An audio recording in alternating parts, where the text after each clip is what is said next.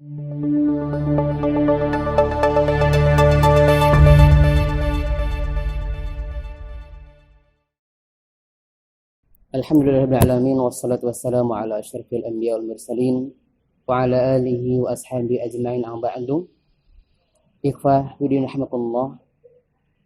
Saudara-saudaraku kaum muslimin yang dimuliakan oleh Allah SWT, dari pesan-pesannya malah kita sama-sama lanjutkan pujian syukur kita kepada Allah SWT yang telah memberikan pada kita nikmatnya pada kesempatan kali ini sehingga kita masih dipertemukan oleh Allah SWT untuk kita bisa membahas tentang tentang materi tentang fikih berpuasa. Kaum muslimin yang dimuliakan oleh Allah SWT, sebentar lagi kita akan menghadapi bulan Ramadan yang tentunya menjadi bulan yang ditunggu-tunggu oleh seluruh umat manusia, seluruh umat Islam. Karena Allah SWT memberikan pada kita pahala yang berlipat ganda pada bulan Ramadan. Ketika orang yang berpuasa dengan penuh keimanan dan mengharap pahala dari Allah SWT, maka Allah SWT akan mengampuni dosa-dosanya. Bagaimana sabda Nabi Muhammad SAW, "Man shoma Ramadhana imanan wa ihtisaban ghufira lahu ma taqaddama min dhanbi." Barang siapa yang berpuasa Ramadan dengan penuh keimanan dan mengharap pahala dari Allah SWT, maka Allah akan memberikan kepadanya ampunan dari dosa-dosa yang telah lalu. Kaum muslimin yang dimuliakan oleh Allah SWT, agar kita lebih meningkatkan kualitas berpuasa kita, maka akan sangat penting buat kita semuanya kita membahas tentang bagaimana ilmu tentang berpuasa, agar puasa kita ini betul-betul sesuai dengan apa yang Rasulullah ajarkan kepada kita semuanya. Kaum muslimin yang dimuliakan oleh Allah SWT, pada kesempatan kali ini kita akan bahas tentang fikih tentang Kitabus Shaum yang akan kita bacakan dari kitab dari mazhab Syafi'iyah, yaitu Matan Abi Suja, ya, Matan Abi Suja, di mana di sini adalah sebagian besar kaum muslimin di Indonesia menggunakan kitab ini sebagai rujukan dalam menjalankan ibadah-ibadah fikih mereka. Nah, karena itu pada kesempatan kali ini kita akan bahas fikih tentang berpuasa dari kitab Matan Abi Suja.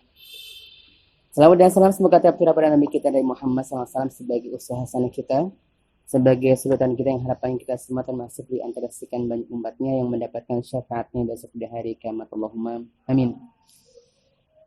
Kita bacakan yang pertama dari matan kitab Al-Suja, dikatakan Kitabus Shaum wa syara'itu wujubis siyami arba'atu asya'. Awalan al-Islam, thaniyan al-bulugh, thalithan al-aqlu, rabi'an al-qudratu 'ala as-shaum. Di sini disebutkan bahwasannya syarat wajibnya berpuasa itu ada 4. Yang pertama adalah Islam, yang kedua adalah baligh, yang ketiga berakal, kemudian yang keempat adalah mampu berpuasa. Ini yang diucapkan oleh Syekhna Ahmad bin Al-Husain Al-Asfahani Asy-Syafi'i, beliau mengatakan bahwa syarat wajib berpuasa itu ada 4. Yang pertama adalah Islam, baligh, berakal, dan mampu berpuasa. Sebelum kita membahas syarat ini, kita akan bahas tentang bagaimana ataupun apakah hukum berpuasa. Hukum berpuasa ini, jumhur ulama atau ulama bersepakat bahwa berpuasa Ramadan adalah hukumnya wajib. Ya, hukumnya wajib berdasarkan surat Al-Baqarah 183 sampai 187. Jadi surat Al-Baqarah 183 dan sampai 187 itu merupakan ayat-ayat di dalam Al-Quran yang menjelaskan tentang bagaimana berpuasa. Itu pada surat Al-Baqarah 183 sampai 187. Kemudian dalam hadis disebutkan al-Islamu an tashhada an la ilaha illallah wa tuqimas shalah wa tu'tiyaz zakah wa tasumu ramadan wa tahajjul bait man istata'a ilaihi sabila. Yang artinya adalah bahwa Islam itu adalah yang pertama mengucapkan kalimat syahadat, yang kedua mendirikan salat, yang ketiga mengeluarkan zakat, yang keempat adalah berpuasa di bulan Ramadan, yang kelima adalah melaksanakan ibadah haji. Sini para ulama bersepakat berijma' bahwa puasa Ramadan hukumnya adalah wajib. Kepada siapakah wajibnya itu? Maka di sini penulis mengucapkan bahwa yang mengatakan bahwa yang wajib adalah yang pertama adalah kepada orang Islam. Jadi puasa ini hanya diwajibkan oleh Allah SWT, kepada orang-orang Islam, ya. Jadi ketika dia tidak Islam, maka dia tidak wajib. Ataupun ketika kemudian kasusnya adalah ketika ada seorang non-muslim, kemudian dia di pertengahan Ramadan masih kafir, auzubillahi min dzalik. Kemudian pada hari ke-16 dia masuk Islam, maka dia baru wajib berpuasa pada hari ke-16-nya. Adapun 1 sampai 15-nya dia tidak wajib mengqadha puasanya. Kenapa?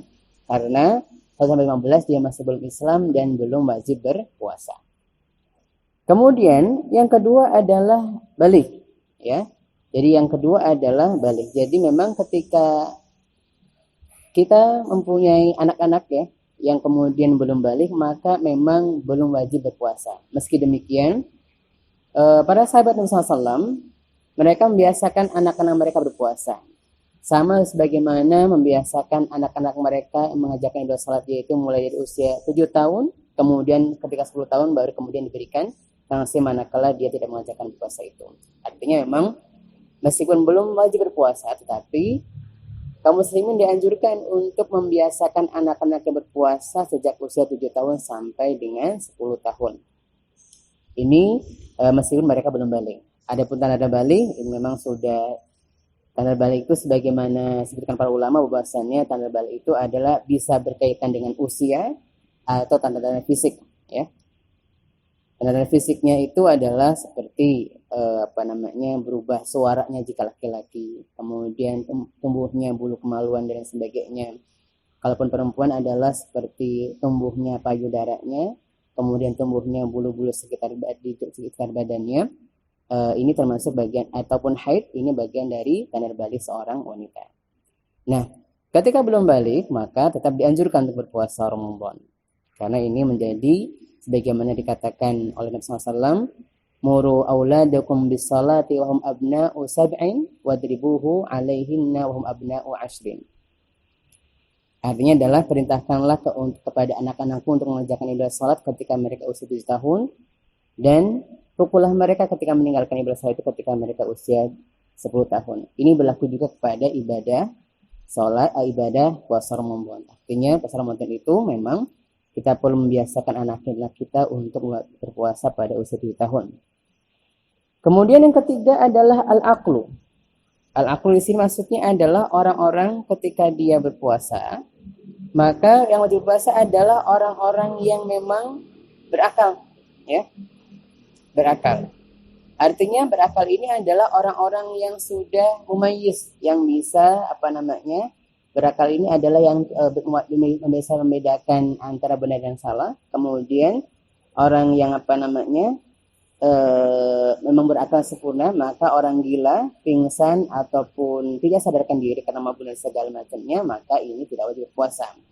Demikian pula ketika ada seorang yang sudah pikun, ketika ada seorang yang sudah usianya lebih dari, mungkin sudah usia lanjut, kemudian kembali kepada usia anak-anak, dan dia tidak menyadari bahwa sebaik mungkin dia banyak lupa tentang kegiatan-kegiatan hariannya, maka ini dia tidak wajib berpuasa. Sebagaimana disebutkan dalam hadis Abu Daud, dikatakan rufi'al qalamu an thalathatin 'anil naimi hatta yastayqid, 'anis sabi hatta yahtalim, wa 'anil majnuni hatta yaqil. Ya, artinya adalah pena diangkat dari 3 orang.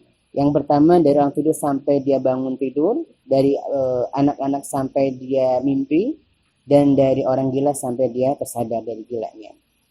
Ini adalah tentang berakal. Jadi yang orang gila, orang mabuk, orang pingsan, dan kemudian orang tua yang sudah usianya sampai pikun begitu, maka dia tidak wajib berpuasa. Kemudian yang keempat adalah mampu untuk berpuasa. Al-qudrah ala saum. Jadi yang diwajibkan puasa adalah orang yang mampu berpuasa. Nah, yang tidak mampu itu, maka dia boleh tidak berpuasa. Kenapa dikatakan, apa alasannya kenapa dikatakan tidak mampu? Tidak mampu ini punya beberapa alasan. Yang pertama, tidak mampu karena faktor-faktor yang insidental saja, hanya saat saja, seperti sakit, bepergian, maka dia wajib mengqadha puasanya. Ya, para ulama berbeda pendapat tentang tentang manakah lebih utama bagi orang bepergian, apakah dia berpuasa atau dia berbuka. Maka yang pendapat yang paling lebih hati-hati adalah pendapat dari Umar bin Abdul Aziz yang mengatakan bahwa seorang muslim diwajibkan memilih apa yang mudah baginya.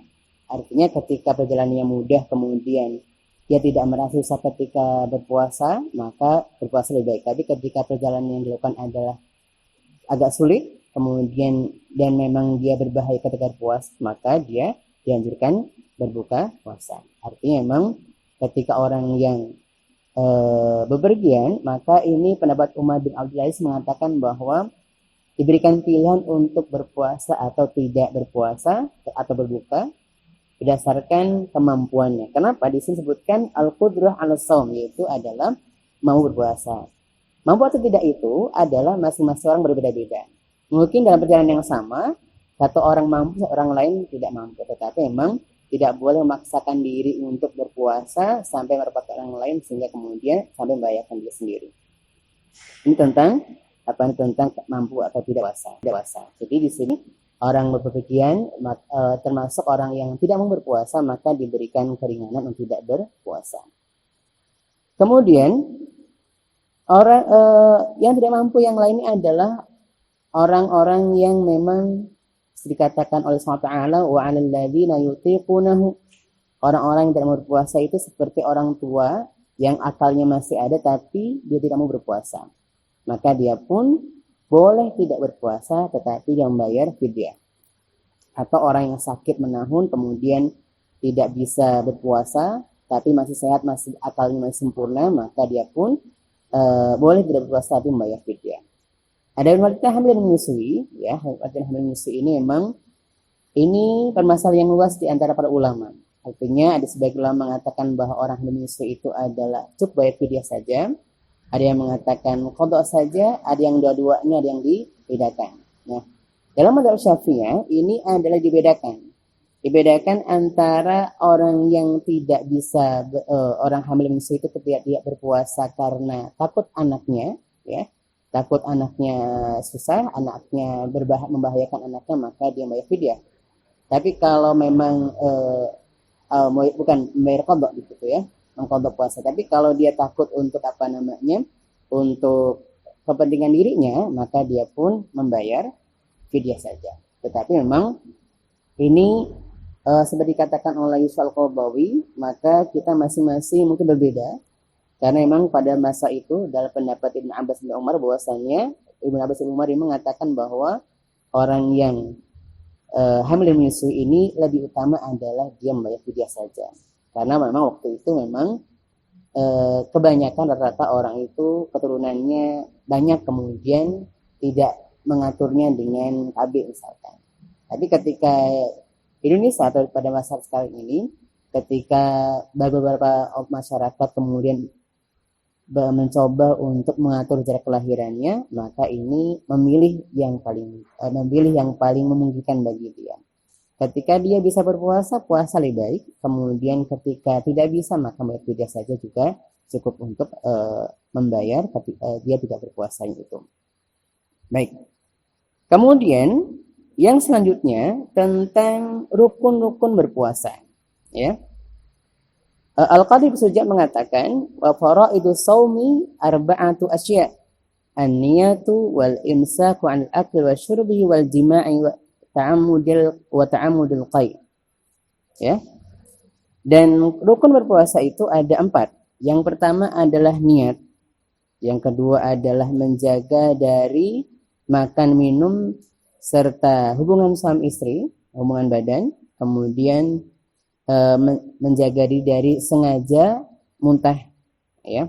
Jadi menurut beliau ini yang membatalkan itu adalah pertama rukun berpuasa yang pertama adalah niat, yang kedua adalah menjaga diri dari semua yang membatalkan puasa.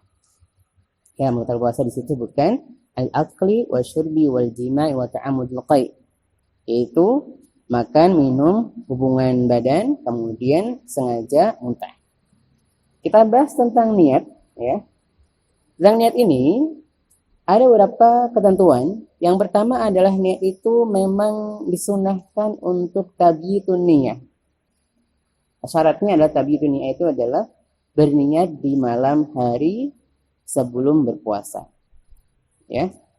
Sebagaimana sabda beliau Rasulullah SAW mengatakan, "Man lam yubayyitin niyyah fala siyama lahu." Barang siapa yang tidak berniat di malam hari, maka tidak ada puasa yang sah baginya. Yang kedua adalah menentukan dia mau berpuasa apa. Ya, ta'yin atau menentukan. Karena memang ketika ini puasa wajib, maka atau puasa sunnah sekalipun dia harus menentukan dia mau berpuasa apa. Apakah puasa kafaratkah, sunnahkah, atau puasa nadar dan sebagainya. Nah, hanya saja ketika bulan Ramadan ini, ketika di bulan Ramadan, maka tidak boleh ada niat lain berpuasa kecuali niat puasa Ramadan. Sehingga memang ta'yin di sini adalah ketika di luar bulan Ramadan. Jadi ketika di bulan Ramadan, ketika kita mau bayar hutang atau qadha di ketika puasa kita, menentukan ini kita mau puasa apa? Puasa qadha, puasa nazarkah, puasa kafaratkah, maka kita menentukan itu. Tapi ketika bulan Ramadan tiba dan kita berada di bulan Ramadan, memang sebenarnya sudah tidak perlu menentukan. Kenapa? Ketika datang bulan Ramadan, maka sudah pasti niatnya adalah puasa Ramadan. Enggak perlu mengatakan saum Ramadan, tidak perlu. Kenapa? Karena sebenarnya ketika dalam bulan Ramadan, maka ini sudah pasti tidak boleh kita berniat puasa selain puasa Ramadan. Kenapa? Ketika bulan Ramadan tiba kemudian niat puasa yang lainnya, ini berdosa dia karena meninggalkan puasa bulan Ramadan. Jadi ta'yin ini memang berlaku ketika selain di bulan Ramadan. Jadi ketika puasa qadha, kafarat ataupun puasa nazar, betul ini ada, harus dijelaskan dulu niatnya apa. Tapi ketika Ramadan cukup kita berniat besok akan berpuasa ketika kita berada di bulan Ramadan. Kemudian yang ketiga, ini yang khilaf ulama. Apakah harus diulang tiap malam ya kita meniatkannya, ya? Jadi memang jumhur ulama mengatakan bahwa berniat itu memang harus dilakukan berulang-ulang setiap kali berpuasa. Kenapa? Berpuasa itu dikatakan sah puasanya adalah dari subuh sampai dengan maghrib, ya. Jadi bukan 1 bulan. Karena apa? Kita belum tentu nanti hidup sampai 1 bulan. Kemudian yang kedua adalah bisa jadi kita berikan dalam 1 bulan tersebut sehingga ada kalanya kita tidak berpuasa. Jadi memang yang terbaik, yang jumhur ulama yang kuat adalah yang mengatakan bahwa berniat itu adalah setiap malam kita berniatnya. Tetapi memang ada pendapat dari Imam Malik yang mengatakan bahwa berniat itu cukup 1 kali di awal Ramadan. Jadi ketika kita pada malam pertama bulan Ramadan, contoh malam 1 Ramadan misalkan begitu ya. Setelah kita tarawih, kemudian kita meniatkan dalam diri kita bahwa saya akan puasa Ramadan tahun ini, maka ini sudah cukup mewakili menurut Imam Malik. Nah ini, bagaimana kita mengumpulkan dua pendapat ulama ini? Maka sebenarnya bisa lakukan dua-duanya. Yang pertama, kita ketika awal Ramadan tetap meniatkan kita berpuasa insya Allah 1 bulan penuh. Tetapi memang ketika tiap malam pun dianjurkan untuk diulang tiap hari. Karena apa? Karena memang ini untuk memberikan semangat atau motivasi kita untuk betul-betul membulatkan niat kita. Karena memang kadang-kadang begini, ketika seorang sudah mulai di akhir-akhir Ramadan, itu biasanya kurang semangat dalam meniatkan puasanya. Maka dengan diulang tiap malam, harapannya semangat beribadahnya lebih kuat lagi dan lebih meningkatkan kualitas ibadahnya pula. Jadi memang ketika orang berpuasa Ramadan, mewakili ketika dia berpuasa meniatkannya 1 hari ya di malam bulan Ramadan, di malam satu Ramadan dia meniatkan bahwa saya berpuasa 1 bulan penuh mencukupi. Tetapi memang akan lebih baik lagi manakala yaitu mengulangnya tiap malamnya. Seperti itu, disunahkan seperti itu. Kenapa kita pakai pendapat yang kedua kita gabungkan? Karena begini. Karena kadang-kadang ada sebagian kita, sebagai contoh misalkan ya, ada orang bepergian jauh, dia sehari itu tidak berpuasa, kemudian pulang ke rumah, kemudian malam hari capek mungkin, capek, kemudian bangunnya kesiangan, badal subuh baru kemudian dia bangun, berarti kan nggak sempat sahur, nggak sempat niat misalkan, sehingga emang ketika sudah diniatkan sebelumnya, maka niat sebelumnya itu sudah mengcover dari tiap harinya itu. Tapi betul bahwasannya alangkah baiknya jika setiap hari kita meniatkan untuk berpuasa Ramadan, karena memang ini memberikan motivasi bagi kita untuk meningkatkan kualitas puasa kita. Ya, ini tentang niat. Kemudian apakah perlu dilafalkan niatnya? Ya, di sini memang kalau berdasarkan riwayat-riwayat hadis yang ada, memang tidak ada satupun riwayat yang menjelaskan tentang bahwa Nabi SAW melafalkan niatnya. Ya, Nabi tidak ada satupun riwayat yang mengatakan Nabi ketika berpuasa mengucapkan nawaitu sumaqodin dan lain sebagainya, tidak ada. Hanya memang sebagian kaum muslimin di Indonesia di dalam mazhab Syafi'iyah menunjukkan bahwa melafalkan niat itu dianjurkan. Ya, dianjurkan. Dianjurkan kenapa? Sebenarnya memang ada satu sisi baiknya.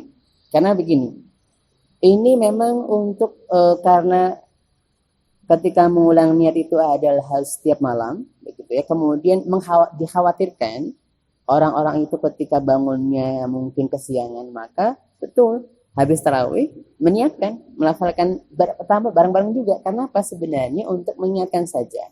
Tapi bukan berarti kalau nggak berniat pada malam itu kemudian tidak sah, tidak. Karena memang niat itu tidak harus dilafalkan, ya. Karena niat itu sebenarnya apa yang terbesit dalam benak kita, dalam hati kita, keinginan dari kita itu yang terpenting, begitu ya. Karena kadang-kadang sudah melafalkan niat tapi hatinya nggak pengen berpuasa, maka tetap tidak sah niat. Tapi yang penting adalah hatinya. Meskipun tadi ketika dia kemudian melafalkan niatnya, yang penting adalah dia tidak mewajibkan untuk melafalkan niatnya. Kalau mewajibkan melafalkan niat, berarti sudah bertentangan dengan syariat Islam. Kenapa? Karena memang Nabi tidak pernah mewajibkan orang untuk melafalkan niat, tapi yang diwajibkan adalah niatnya, ya. Sebagaimana sabda beliau yang mengatakan innamal a'malu binniyat. Sesungguhnya segala amalan ibadah itu tergantung dengan niatnya. Artinya kita memang harus meniatkan diri kita. Hanya memang apakah dilafalkan tidak, maka yang lebih hati-hati adalah tidak melafalkannya. Sebenarnya ketika seorang itu sudah sahur, ya, ketika sahur sebelum subuh, maka sudah dianggap berniat berpuasa. Karena apa? Karena secara logika kita mengatakan ketika ada orang makan sahur di sebelum subuh di bulan Ramadan, kira-kira niatnya mau apa? Apakah niatnya mau berpuasa kah? Atau niatnya makan pagi kah? Jawab apa? Pasti orang makan pagi sebelum subuh di bulan Ramadan sedangkan dia tidak penghalang baginya berpuasa, pasti sudah meniatkan dirinya berpuasa. Sehingga dengan makan sahur pun ini sudah dianggap berniat sebenarnya. Tetapi memang ada sebagian kaum muslimin yang rasanya kurang afdol nih kalau belum meniatkan, sehingga ketika sahur pun harus diam sebentar nih ya, langsung mengatakan nawa itu segala macam. Meskipun ini tidak harus sebenarnya. Jadi memang Islam ini mudah, sehingga memang harapannya adalah ketika kita tidak melafalkan, tidak perlu melafalkan. Kemudian yang kedua ada dengan sahur pun sudah dikatakan berniat, maka ini sudah mencukupi sebenarnya. Tetapi memang karena ini luas, para ulama memang ada yang mengatakan membolehkan dan kemudian bahkan menganjurkan, maka sebagai tindakan hati-hati untuk kita pribadi, maka lebih baik adalah tidak melafalkan niat kita saja. Kenapa? Lebih mudah. Kenapa? Karena nanti kalau mungkin dengan kita melafalkan niat dengan bahasa Arab, sebagian kaum muslimin mungkin agak susah. Beberapa kali ada yang bertanya kepada kita gitu ya, bahwa tentang bertanya bukan puasa tapi tentang ibadah sholat. Bagaimana meniatkan ketika sholat jamak qashar dengan bahasa Arab gitu ya.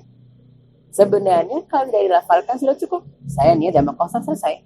Ya, tapi ketika harus dilafalkan dengan usolli gitu ya. Usolli fardhu dhuhri rakaatani jama' qasrun asr, ini mungkin lebih sulit. Sehingga memang sebenarnya ketika kita kemudian meniatkan dalam hati, ini sebenarnya sudah merupakan kemudahan dari Allah SWT. Kenapa? Karena Allah dan Rasulnya tahu bahwa tidak semua kaum muslimin fasih bahasa Arabnya, sehingga ketika melafalkan ketika niatnya cukup dalam hati, lebih memudahkan kita semuanya. Kaum muslimin dimuliakan oleh Allah SWT.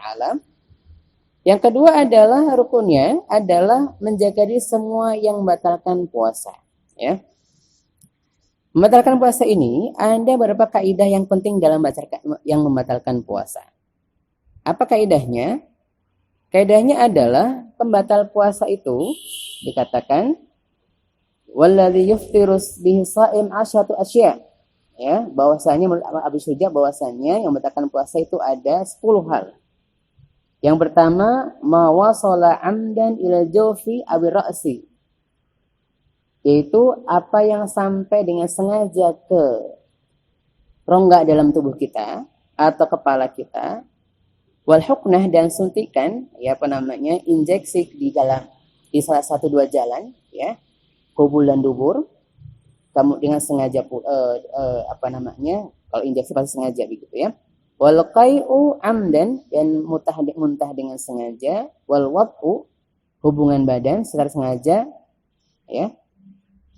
Wal inzal an mubasyaratin wal inzal dan mengeluarkan air mani ketika berhubungan badan, wal haidu haid nifas, wal junun gila, wal igma pingsan, kulul yomi pingsan sepanjang hari, wariddah dan murtad. Sini ada 10 tadi ya. Pertama, segala sesuatu yang sampai ke rongga tubuh, ya. Yang kedua, segala sesuatu yang masuk lewat kepala. Yang ketiga, segala sesuatu yang masuk lewat injeksi suntikan lewat kemaluan atau dubur. Yang keempat, muntah dengan sengaja. Yang kelima, menyetubuhi dengan sengaja di kemaluan, keluar mani karena bercumbu atau karena berhubungan badan. Yang ketujuh, haid. Kedelapan, nifas. 9, gila dan pingsan pada sekeluruhan hari, 1 hari penuh, begitu. Yang ke-10 adalah keluar dari Islam atau murtad. Nah, ada beberapa kaidah dalam pembatal puasa. Yang pertama, karena ibadah ini adalah tauqif ya, berdasarkan hadis Nabi SAW dan ayat Al-Quran, maka yang membatalkan pun juga harus berdasarkan hadis dan ayat Al-Quran, ya, ayat Al-Quran dan hadis. Jadi memang sebenarnya kaidah utamanya begitu. Jadi apakah betul yang ini ada dalilnya atau tidak, gitu ya? Yang jelas, yang ada dalilnya disebutkan bahwasannya dalam surat Al-Baqarah 187, yang ada dalilnya adalah pertama, mubasyarah, artinya berhubungan sama istri di siang hari ini membatalkan, ya. Yang kedua adalah makan dan minum. Ini yang ulama bersepakat itu. Jadi mubasyarah yaitu adalah hubungan sama istri di siang hari bulan Ramadan, kemudian makan dan minum ini yang memang membatalkan puasa. Kemudian yang lain mengeluarkan yang ada hadisnya adalah muntah dengan sengaja. Adapun haid dan nifas pasti, karena orang haid nifas itu adalah tidak boleh berpuasa. Kemudian gila ataupun pingsan, berdasarkan tadi bahwa orang-orang yang gila atau pingsan itu memang tidak wajib berpuasa, artinya puasanya batal karena memang tidak berakal. Yang lainnya seperti yang kontemporer, seperti apakah kemudian sebagian masyarakat kita gitu ya, karena berlebihan dalam maknai mengatakan puasa itu segala sesuatu yang sampai ke rongga tubuh, itu sampai mengatakan bahwa contoh kita nggak boleh korek kuping katanya, kemudian nggak boleh masukkan tangan ke hidung karena alasan itu lubang. Padahal sebenarnya kata-kata jauh di sini adalah rongga dalam tubuh, maksudnya bisa ke otak ataupun ke perut kita, ya, paru-paru atau perut kita. Itu sebenarnya yang dimaksud dengan jauh itu. Jadi paru-paru atau perut kemudian atau kepala di otak kita itu memang masih dikatakan rongga badan. Tapi kalau selain itu, maka ketika semua lubang tubuh kita yang tidak sampai daerah sana, maka tidak masuk yang membatalkan. Ini kaidah umumnya begitu. Jadi ketika dalam masalah membatalkan puasa itu memang ini kita harus hati-hati. Ya, harus hati-hati bahwasannya yang tidak membatalkan kita tidak boleh mengatakan itu batal kalau yang dalil yang sahih. Kenapa? Karena puasa itu adalah tauqif ya, ibadah tauqif berdasarkan hadis ataupun ayat Al-Qur'an. Demikian pula yang menyatakan batal tidak berarti harus berdasarkan dalil ada Al-Qur'an dan As-Sunnah. Ya, Al-Qur'an itu yang memang kaidah umumnya. Sehingga memang ketika ada khilaf ulama seperti itu kita balikan. ya. Makanya ini khilaf yang sangat luas di antara para ulama, ya. Makanya memang yang dikatakan jauh di sini memang ada sebagian mengatakan rongga dalam tubuh itu, ada yang membatasi rongga dalam tubuh itu adalah hanya yang ke perut saja, yang ke organ pencernaan ya, sampai ke lambung saja. Kenapa? Karena alasannya berpuasa itu adalah tidak makan, tidak minum. Berarti sesuatu yang memang masuk sampai ke perut kita. Adapun yang tidak yang memang tidak sampai ke perut kita, maka tidak membatalkan. Kenapa? Karena ayatnya mengatakan kulu washrabu, makan dan minumlah sampai benar-benar terbit fajar. Artinya apa? Berarti makan dan minum, ya. Ini yang makan dan minum ini yang memang berarti kalau kita pakai pendapat yang pertama bahwa yang membatalkan puasa itu adalah sesuatu yang sampai kepada sampai kepada perut kita, itu yang dikatakan membatalkan. Ini sebagian ulama mengatakan seperti itu.